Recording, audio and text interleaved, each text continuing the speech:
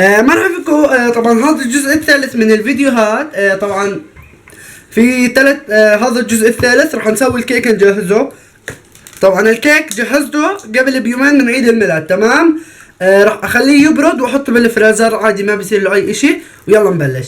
طبعا راح نحتاج 4 بيض وكيس الفانيلا نخلطهم مع بعض.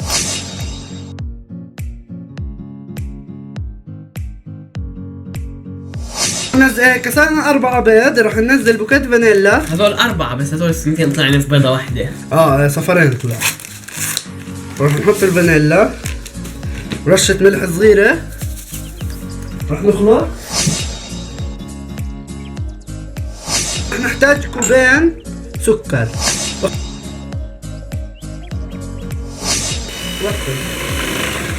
هاي كوب اخلط.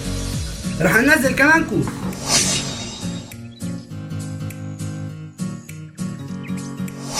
بدنا ندير الكاس الثاني هسه وبدنا نخفق. قوامه متماسك جدا. ايه طبعا لازم يكون قوامه متماسك جدا زي الكريمة، يعني يصير ايش ينفش، يصير ايش يزيد. أيوة. البيض. فبنضل نخفق فيه وراح نرجع لكم. راح يكون الفيديو مسرع.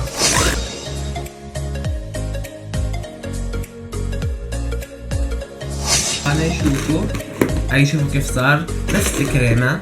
ولسه ما جبت كثير، بدنا نرجع نحرك. طبعا احنا راح نتابع الفيديو. زي ما انتم شايفين هاي الصينية ورجيتكم اياها بمشترياتي الجزء الثاني، احضروها باخر الفيديو راح تكون. طبعا هاي الصينية 28 سم، بس حطيت فيها زيت وراح ارش عليها شوية طحين. حط هون كوب الا ربع زيت قلي. زيت نباتي. قلي شو نباتي؟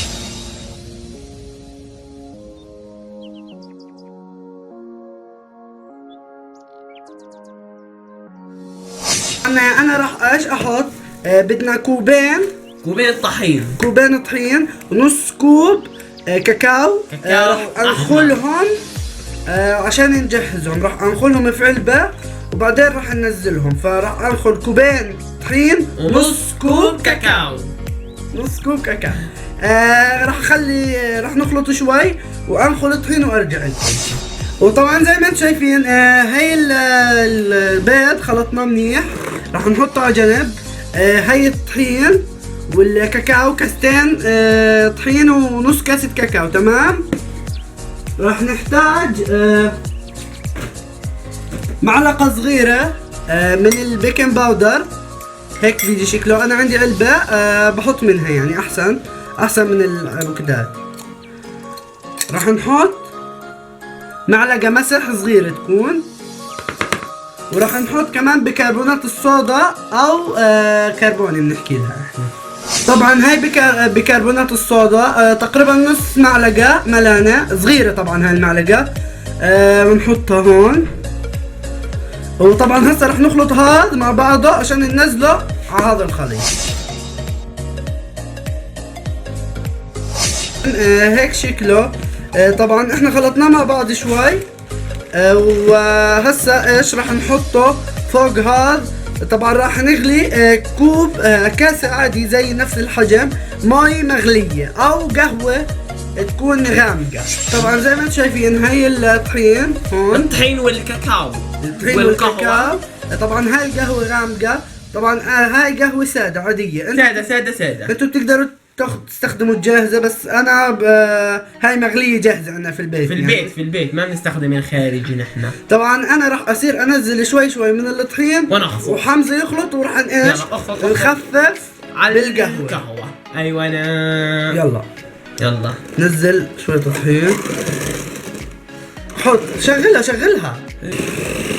انا هسه راح نصير ننزل وبنحط ايش القهوة. يلا.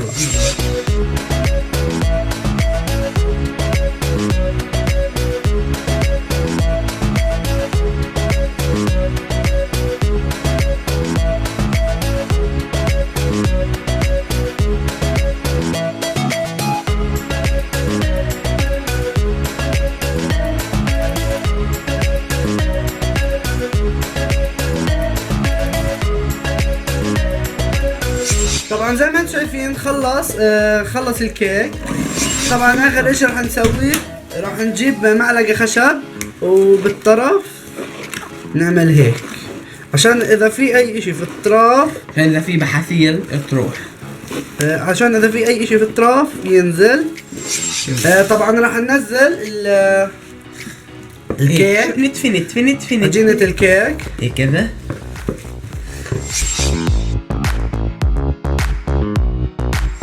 زي ما انتم شايفين هيك شكل الكيك. راح نعمل هيك بس عشان اذا في اي هواء يطلع، وراح نحطه بالفرن لمدة 45 دقيقة على درجة حرارة 180.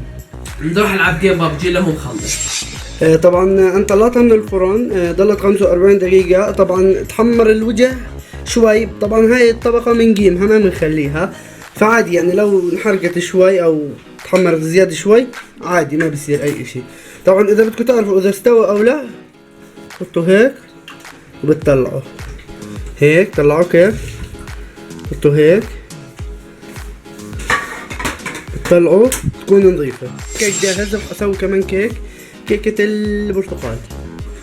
وطبعا هيك الكيكة عالية شوي مرتفعة. طبعا هذا كله بروح عادي، يعني ما تخافوا، ما تحسوا انكم حرقتوها. طبعا انا الفرن عندنا تقريبا بحرق اي اشي، فعادي يعني متعود بنصلحه ما تخافوا. فهيك شكلها.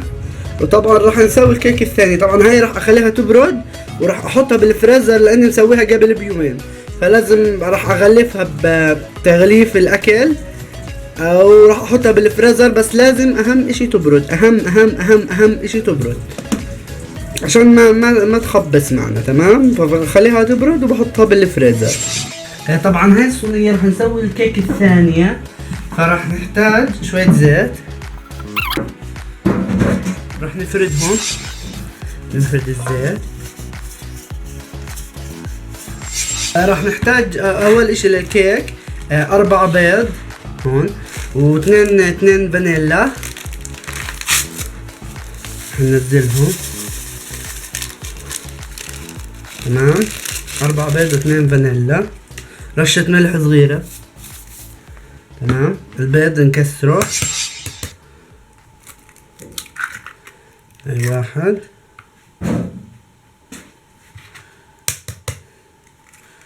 2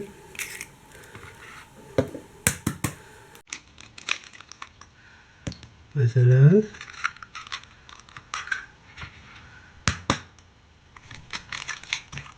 4 بيض. وطبعا راح نحتاج كوب ونص سكر، وكوب الا ربع زيت. خلاص معلقتي المفضلة هاي. زيت، بيض وفانيلا وسكر وزيت.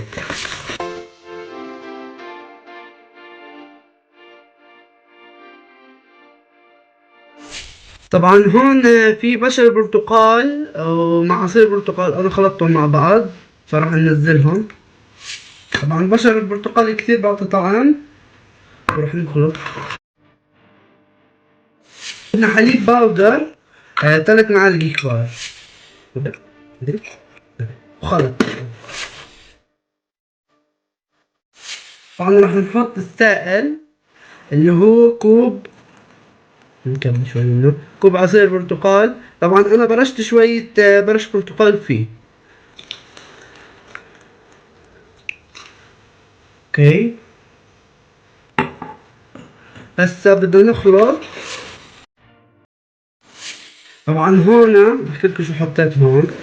حطيت 3 معالق بيكنج باودر وكوبين طحين، او نخلتهم عشان ايش اجهزهم قبل بوقت يعني، بس نخلتهم وبدي اخلطهم ما خلطتهم لسه، فبدي اخلطهم منيح مع بعض. لازم تخلطوهم كثير منيح. بعدين راح ننزلهم وبكون الكيك عندنا صار جاهز. طبعا كثير عن جد كثير بيطلع طعمه زاكي وهش الكيك كثير زاكي. راح ننزل نصه، نخلط تقريبا نصه، نخلط. وطبعا الفرن لازم يكون حامي قبل بوقت. راح ننزل الباقي.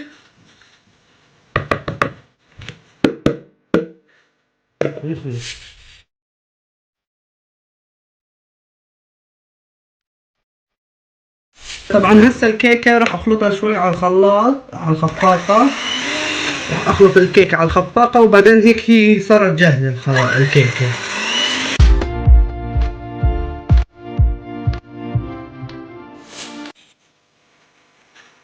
ونفس القالب استخدمت عشان انا راح اسوي الكيكتين فوق بعض.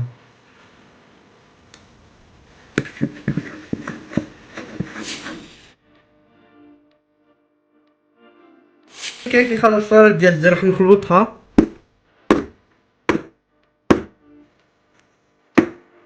صارت جاهزة، عنا راح ندخلها الفرن 180 ساعة إلا ربع، 45 دقيقة بالضبط.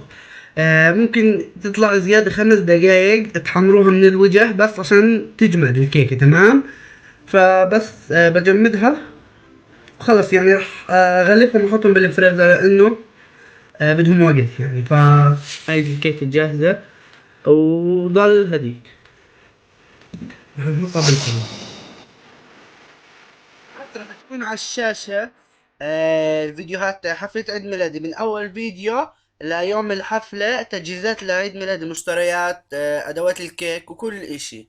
بتمنى تشوفوهم، راح تكون كل الفيديوهات على الشاشة.